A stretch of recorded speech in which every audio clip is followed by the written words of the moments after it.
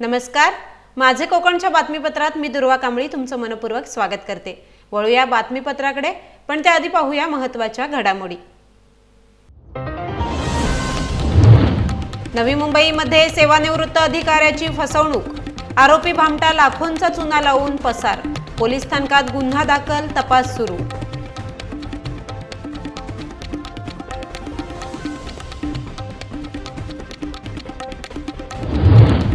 23 व 24 मे रोजी रायगडावरील पायवाट जिल्हाधिकारी किशन जावळे यांच्या आदेशाने बंद राहणार। शिवराज्याभिषेक सोहळ्याकरिता प्रशासन सज्ज।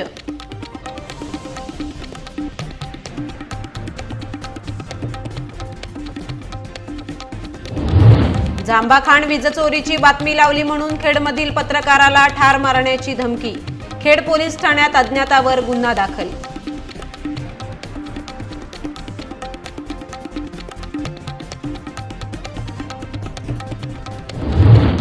कोकणातील मिऱ्या नागपूर महामार्ग चौपदरीकरणाच्या कामाला वेग, मात्र पावसामुळे महामार्गावर चिखलाचे साम्राज्य।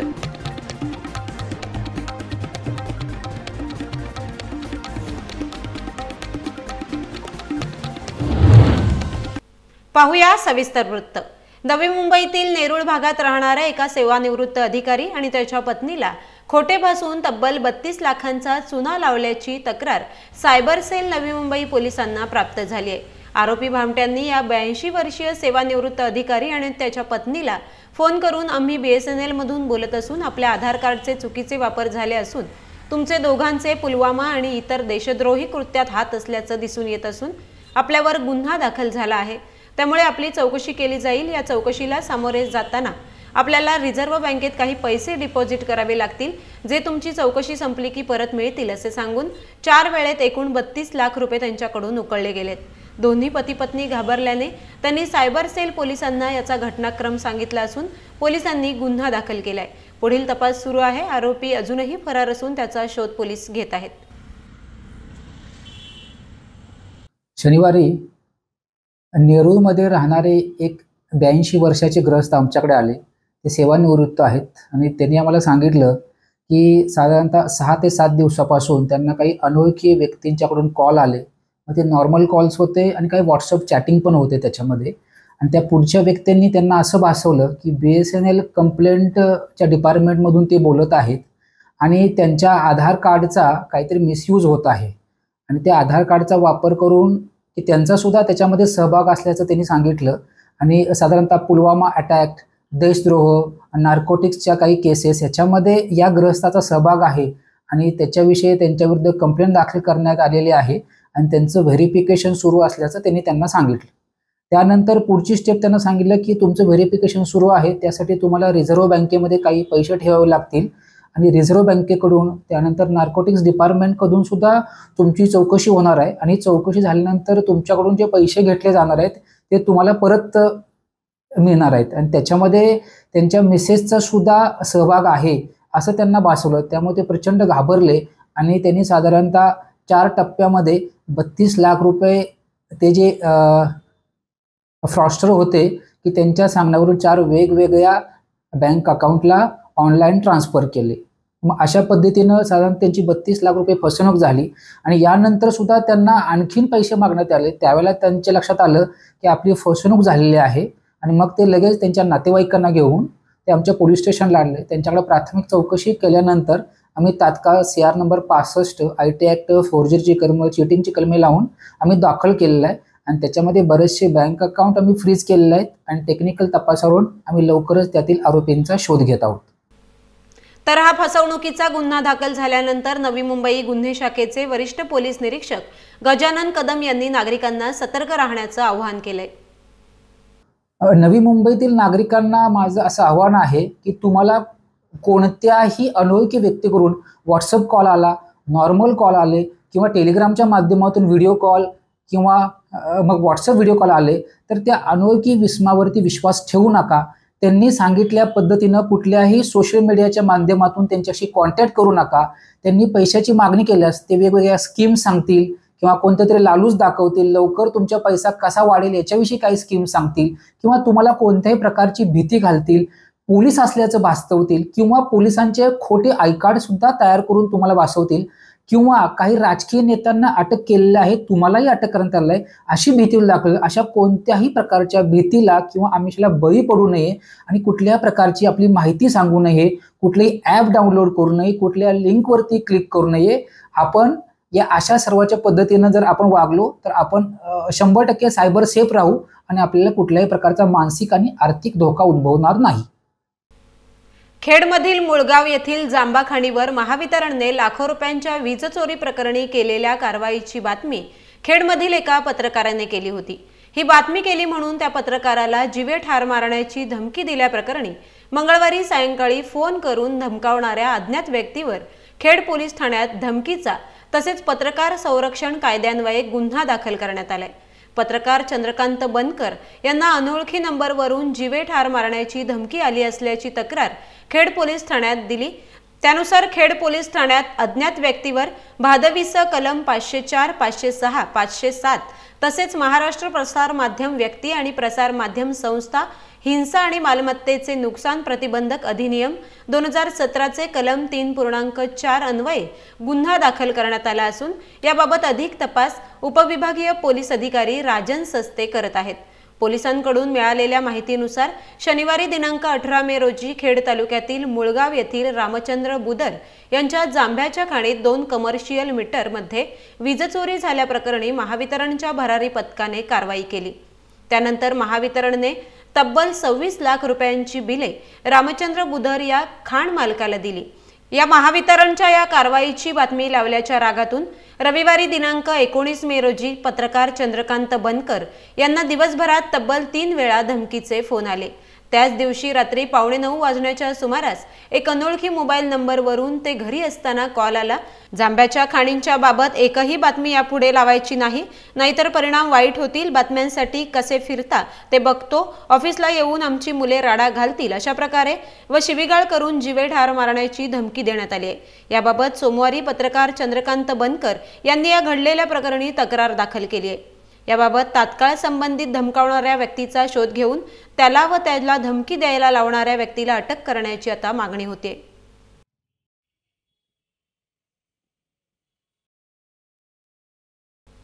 रायगड जिल्ह्यातल्या पोलादपूर तालुक्यातील माटवण गावात जुन्या भांडणाचा राग मनात धरत अर्शद मोहम्मद सिद्दीकी नाडकर याने गुलाम मोहिउद्दीन अलिमिया नाडकर यांना मारहाण करून जखमी केल्याची घटना 20 मे रोजी सायंकाळी 5 वाजण्याच्या सुमारास घडली. या प्रकरणी पोलादपूर पोलिसांनी आरोपी विरोधात गुन्हा दाखल केलाय. फिर्यादी गुलाम नाडकर वय 63 राहणार माटवण यांना आरोपी यांनी मागील भांडणाचा राग मनात धरत शिवीगाळ केली. या गोष्टीचा जाब विचारला म्हणून आरोपी अर्शद नाडकर वय 34 याने मौजे उर्दू शाळेसमोर रस्त्यावर पडलेले दगड उचलत फिर्यादी यांच्या डोक्यात मारले. गुलाम मोहिउद्दीन अलिमिया नाडकर जखमी झाले असून त्यांच्यावर रुग्णालयात उपचार करण्यात आलेत. सदर मारहाण प्रकरणी पोलादपूर पोलीस ठाण्यात गुन्हा दाखल करण्यात आलाय.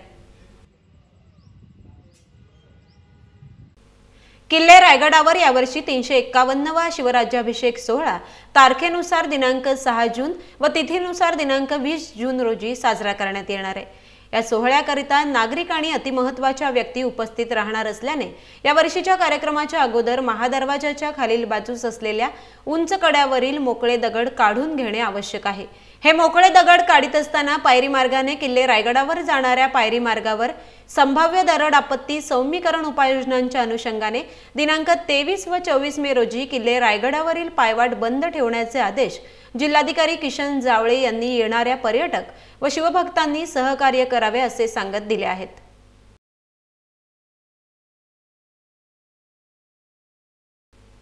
राज्यातून सर्वाधिक निकाल हा कोकण विभागाचा लागलाय. कोकण विभागाने आपला 13 वर्षाचा रेकॉर्ड कायम ठेवलाय. पाहुयात कोकणातील रत्नागिरी आणि सिंधुदुर्ग जिल्ह्याच्या निकालाची संपूर्ण माहिती.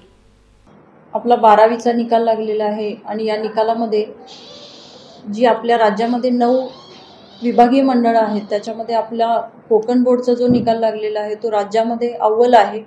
आणि गेल्या 13 वर्षाची परंपरा आपण यावर्षी देखील कायम राखलेली आहे. यासाठी मला खरोखरच खूप आनंद होत आहे. आणि या निकालाचं वैशिष्ट्य सांगायचं म्हटलं तर आपली जी रत्नागिरीची विद्यार्थी संख्या होती ती 16,721 होती आणि सिंधुदुर्गची विद्यार्थी संख्या 9,072 होती आणि एकूण विद्यार्थी आपले 25,793 होते आणि त्या सर्वांचा निकाल आपला 97.51% लागलेला आहे. आणि या निकालाचं महत्त्वाचं वैशिष्ट्य सांगायचं म्हणजे जे आपले विद्यार्थी प्रविष्ट होते त्यापैकी मुलांचं उत्तीर्णतेचं प्रमाण जे आहे ते 96.42 आहे आणि मुलींचं आहे ते 98.60 आहे. म्हणजे मुली ह्या मुलांच्यापेक्षा 2.18% अधिक आहेत. आणि निश्चितपणे कोकणच्या मुलींनीही उंच भरारी घेतलेली आहे आणि आपल्या सर्व विद्यार्थ्यांचं यामध्ये कौतुक आहे. सर्व माझे माध्यमिकचे शिक्षक असतील, मुख्याध्यापक असतील, पालकवर्ग असेल, संस्थाचालक असतील, या सर्वांच्या अधिक श्रमामुळे हे यश आपल्याला मिळालेलं आहे असं मी व्यक्त करते. कोकणात मिऱ्या ते नागपूर अशा महामार्गाच्या चौपदरीकरणाचं काम वेगाने सुरू झाले. मात्र या चौपदरीकरणाच्या कामात रत्नागिरी कोल्हापूर महामार्गावरच्या रस्त्याची पावसामुळे दुरावस्था झाली आहे. सध्या कोकणात अवकाळी पाऊस पडत असल्याने तर दुसरीकडे या रस्त्याचे काम सुरू असल्याने सध्या कोल्हापूर रत्नागिरी महामार्गावर चिखलाचं साम्राज्य पाहायला मिळतंय. तर अनेक ठिकाणी दिशादर्शक फलक नसल्याने वाहन चालकांची तारांबळ उडते.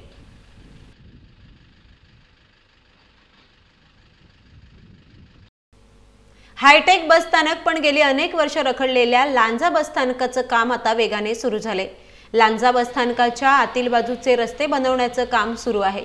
पावसाळा जवळ आल्यानं या कामाने गती घेतली आहे. आता लांजा बस स्थानकाचे रस्ते काँक्रिटीकरणाचे केले जात आहेत.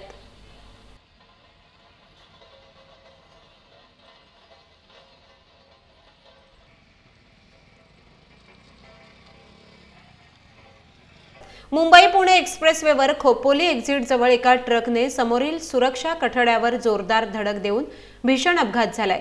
या अपघातात ट्रकमधील चालक गंभीर जखमी झालाय. मुंबई पुणे एक्सप्रेसवेवरून ट्रक पुण्याहून मुंबईकडे जात असताना तो खोपोली एक्झिटवरून शिळफाटा येथे जात असताना एक्झिट जवळ आला असता चालकाचे त्याच्यावरील नियंत्रण सुटल्याने ट्रकने समोरील कठड्याला जोरदार धडक दिली आहे.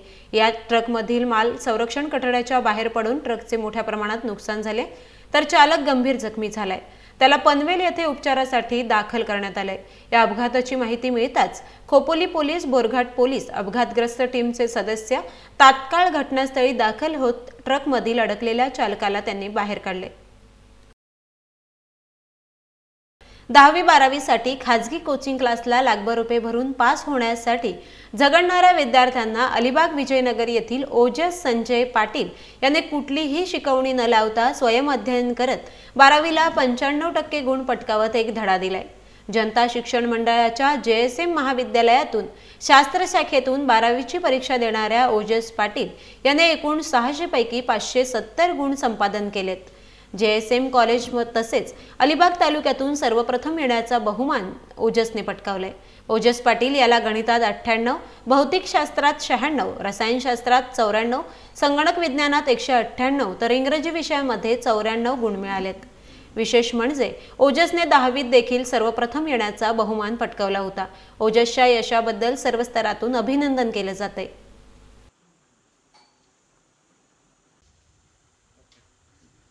तर कॉलेजमध्ये रोज जायचं.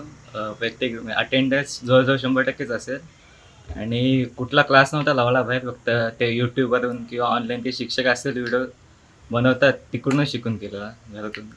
आता चांगलंच वाटते. खूप अभिमान वाटतोय का गेल्याला पण 10वीला पण पहिलाच आलेला शाळेतून आणि आता परत 12वीला पहिला आलं. तर तुम्हाला आवडेल तेवढ्या वेळेस शिका, तेवढाच अभ्यास करा आणि जवळच आता ऑनलाईन नवीन क्षेत्र आले की तिथून घरी बसल्या शिकू शकता. तुम्हाला गरज नाही की इथून कुठल्या लांब कॉलेज आपल्या कुठल्या खाजगी क्लासला जायची किंवा तिथून तुमचा वेळ पण असेल. इथून क्लासला जाल तर क्लासवरून याल तितका वेळ तुमचा वाचेल. तुम्ही घरूनच गेले असतं ऑनलाईन कुठून तरी. ते आता स्वतःच्या डिसिप्लिनवरच. आता जेवढे तुम्ही स्वतःला कंट्रोलमध्ये ठेवू शकता तेवढे तुम्ही चांगले करू शकता. तेवढे तुम्ही वेळ ऑनलाईन बसून किंवा एका जागेवर बसून देऊ शकता आणि स्वतः शिकू शकता. तेवढंच चांगलं आहे. मागील वर्षीच्या उत्स्फूर्त प्रतिसादानंतर अभिनय प्रशिक्षण लवकरच खेडमध्ये सुरू होतंय. कोकण टॅलेंट ॲक्टिंग अकादमीतर्फे या प्रशिक्षणाचं आयोजन करण्यात आले. अभिनयाचे सखोल मार्गदर्शन या प्रशिक्षणातून दिले जाणार असून या प्रशिक्षणासाठी प्रसिद्ध अभिनेते, दिग्दर्शक, लेखक यांच्याकडून मोलाचं मार्गदर्शन लाभणार आहे. या प्रशिक्षणासाठी 6 महिन्याचा कालावधी असून फक्त रविवारी हे प्रशिक्षण दिले जाणार आहे. प्रशिक्षणासाठी वयोमर्यादा 10 ते 60 वर्षाची असून पहिल्या 10 प्रशिक्षणार्थींना स्पेशल डिस्काउंट दिले जाणार आहे। तर या प्रशिक्षणाचा लाभ घेण्याचे आवाहन अभिनेता अरविंद आरवट यांनी केले।